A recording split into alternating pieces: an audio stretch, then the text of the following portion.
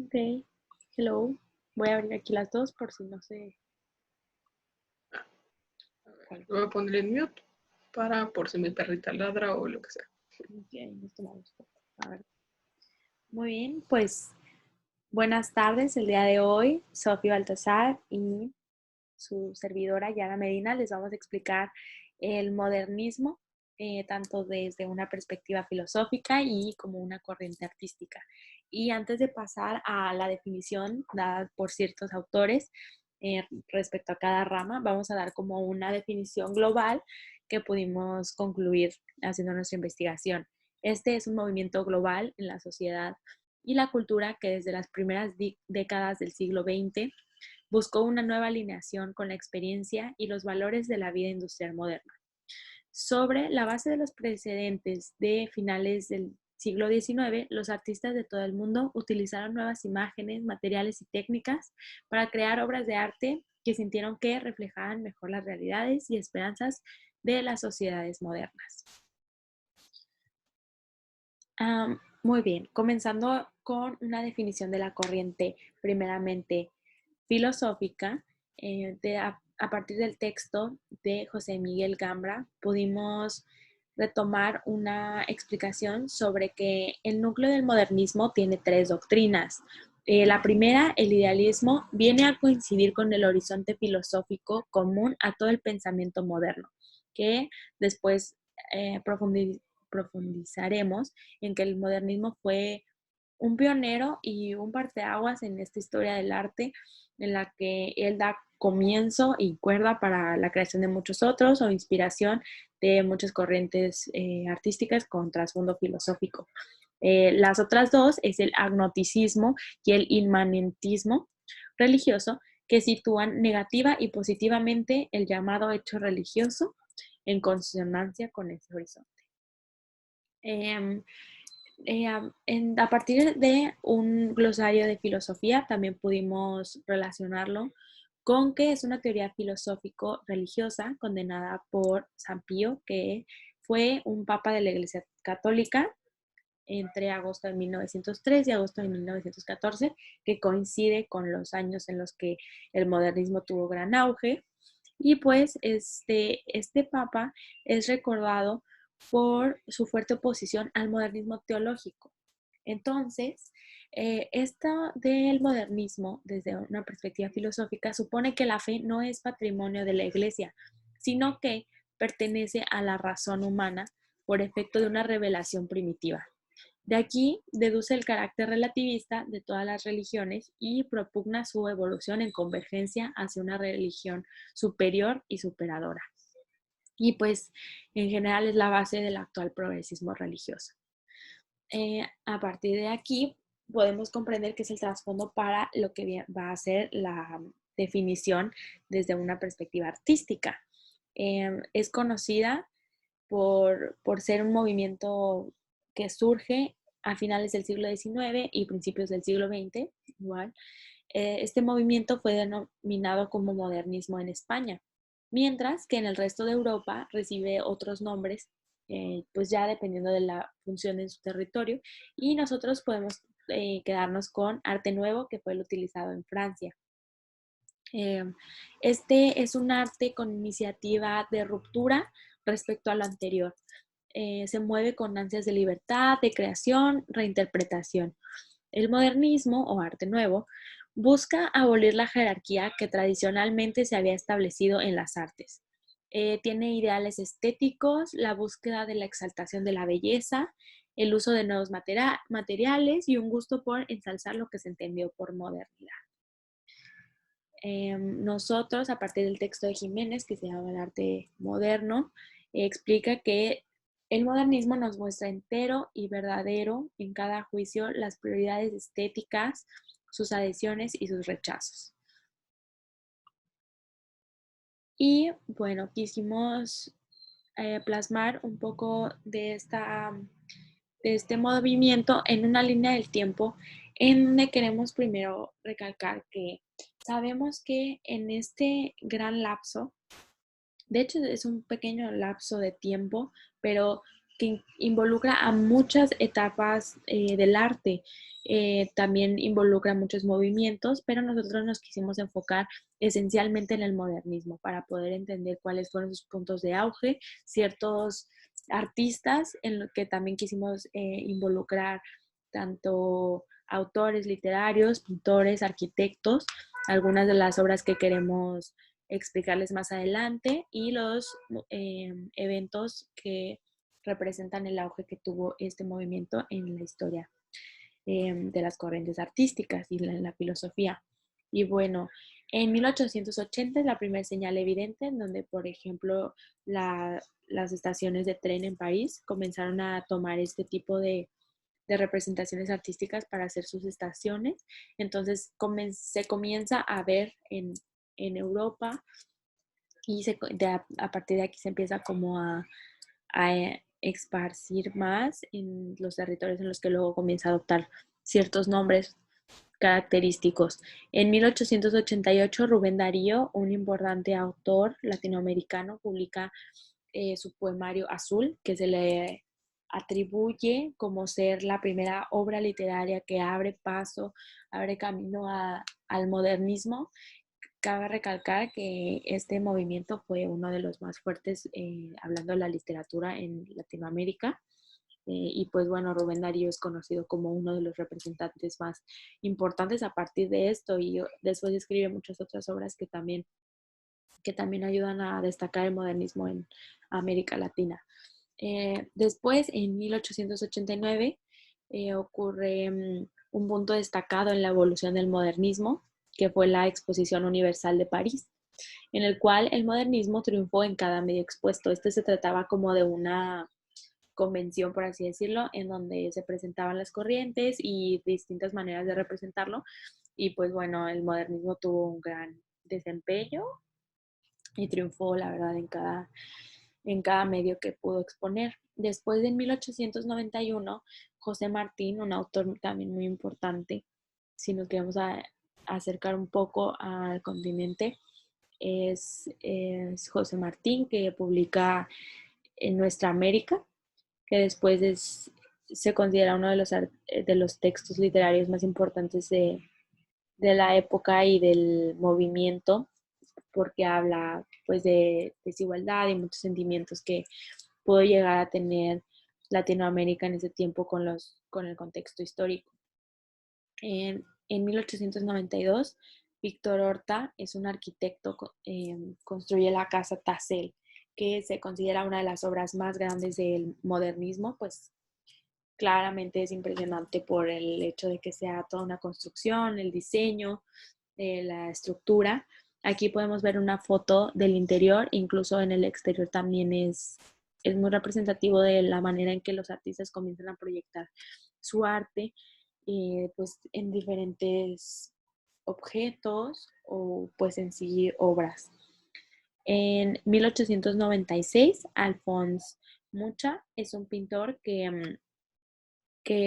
en 1896 expone Las Cuatro Estaciones. Es una pintura pues que en lo personal está muy hermosa y nosotras quisimos representarnos en un medio de este movimiento, siendo una de esas estaciones, Sophie siendo el otoño y yo siendo el verano dentro de esta pintura. Lo pusimos en la portada, ya que nos pareció pues bastante acorde a nosotras y con el medio que estamos exponiendo. Después, en 1898, ocurre algo muy importante que es la generación del 98. Es el nombre con el que se le atribuye a un grupo de escritores, ensayistas, poetas españoles que se vieron pues muy afectados por la crisis moral, política y social que ocasiona la guerra hispano-estadounidense, y ellos son conocidos como por ser clásicos y modernos porque toman tres elementos muy importantes para sus obras, que es la literatura, la historia y el paisaje. Una de las cosas que rompen mucho con lo que antes era el arte, y ahorita pues ellos lo plasman su alrededor en contexto para poder crear obras, y esto es algo muy representativo de esto del modernismo.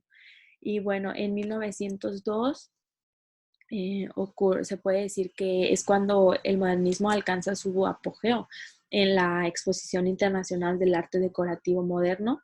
Esta ocurre en Turín, Italia, y queremos también hacer énfasis en que hubieron otras exposiciones internacionales del arte decorativo moderno más adelante, y nuestra línea del tiempo abarca solo unos cuantos años más.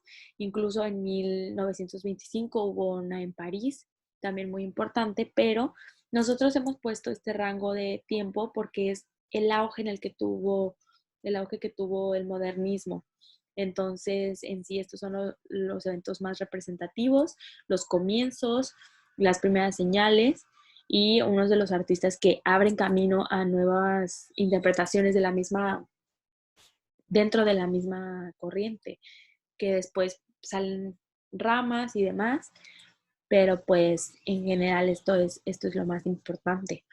En 1908, Gustav Klimt, un artista muy reconocido ya internacionalmente, publica en ese año El Beso, una de las pinturas pues más representativas tanto del autor como del arte, pues en general. Bueno, como ya mencionó Yara, el modernismo es muy complejo en sí porque abarca muchísimas corrientes, entre las que se encuentran, por ejemplo, del lado del arte, el realismo, el impresionismo, el postimpresionismo, incluso el cubismo. Y esto lo vuelve un momento en la historia del arte, de la literatura, muy, muy complejo, porque cada una de estas corrientes que forman parte del modernismo, aunque tienen muchos aspectos en común que hacen que formen parte de este movimiento, también tienen su identidad propia, que incluso muchas veces puede ser un poco en contra entre dichas corrientes. Y pues si nos vamos un poco a los inicios, a finales del siglo XIX, podemos encontrar como este punto en común, que es las lecturas. Y las primeras que se dan son por parte de la corriente del realismo y del impresionismo. Las rupturas que estos tienen es con las influencias históricas que tenía el arte. Y estos eran principalmente la influencia que tenían por plasmar pues deidades y como momentos históricos famosos. Y pues esto hacía del arte como muy teatral y muy como estancado en ciertos momentos históricos en vez de seguir adelante. Entonces rompen con la corriente del eclecticismo, con las influencias históricas y con las influencias mitológicas para dar paso a algo más individual, a una expresión propia de los artistas más que el plasmar algo que pasó o un cuento o un pasaje de la Biblia, etc.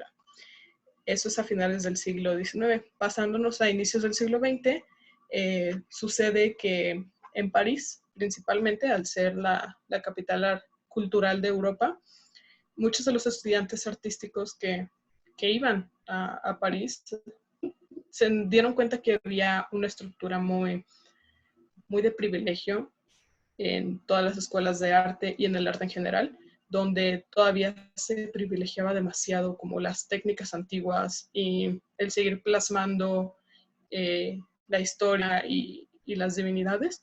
Y los nuevos artistas lo que dicen es, no, vamos a romper con esos nuevos valores capitalistas y pues de privilegio que existía dentro del arte y empiezan a valorar más las nuevas técnicas que ellos empiezan a desarrollar y el plasmar de manera más individualista su sentir en el arte.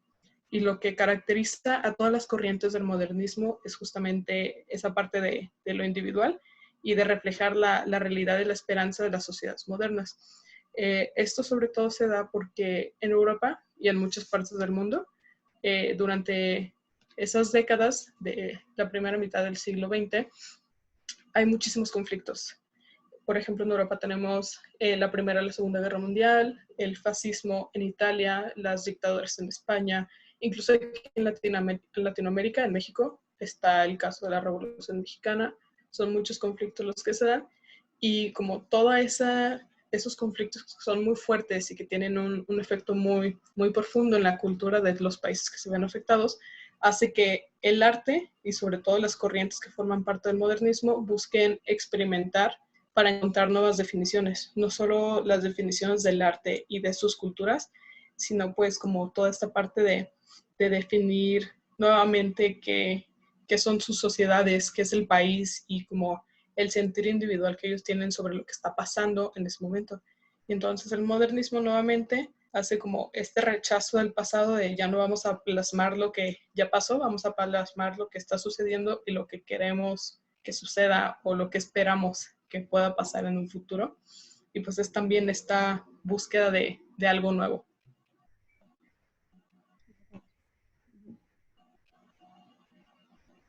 Bueno, una de las obras que queremos exponer es Las Cuatro Estaciones de Alphonse Mucha, que publica en 1896. Y bien, estas son las cuatro estaciones en sí, en donde, pues bueno, esta obra se convertiría en un claro ejemplo de la sensualidad que desprende en su obra la figura femenina, que en general retoma mucho este tipo de técnicas para su estética. También plasma a la mujer, en donde representa algunas otras cosas, no solo estaciones, sino llega incluso a algunos objetos. Igual intenta como plasmar la naturaleza y, y tiene como este tipo de esencia y de técnicas un poco más clásicas, se puede considerar de esa manera, pero es importante notar cómo el fondo es lo que cambia y caracteriza también este movimiento. Ay. Bueno, una de las obras más reconocidas en toda la historia del arte es El Beso, realizada por el austríaco Gustav Klimt en 1908. Esta pintura pertenece al movimiento del simbolismo y lo que el autor busca plasmar en esta obra es el amor, la tranquilidad y la intimidad de la pareja que está abrazada sobre un campo de flores. Y ya que es parte del simbolismo que tiene como estos motivos místicos, cabe resaltar que esta pintura está inspirada en los mosaicos bizantinos. Y de hecho el fondo de la pintura, en vez de estar pintado, es papel de oro. Y aquí tenemos un reflejo de lo variado que es este movimiento. Esta pintura es de 1921 de Piet Mondrian. Se llama Composición en rojo, amarillo, azul, blanco y negro. Lo que él busca con este movimiento, que es el de Stigi, es como reflejar el arte de manera espiritual y mostrar la armonía que hay en él. Por ejemplo, el uso de los colores primarios de esta obra y de las líneas verticales y horizontales es para dar pureza, y la pureza formal, como él le llama. Y pues también busca representar los polos opuestos de la existencia. Aunque parece un poco sencilla, todo este movimiento tiene un fuerte significado detrás. Bueno, muchas gracias por su atención.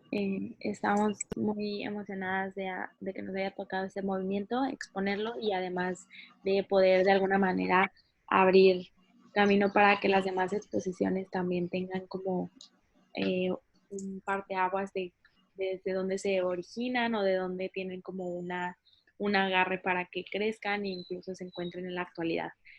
A continuación les presentamos nuestras referencias y bibliografía. Y pues muchas gracias. Gracias. De tener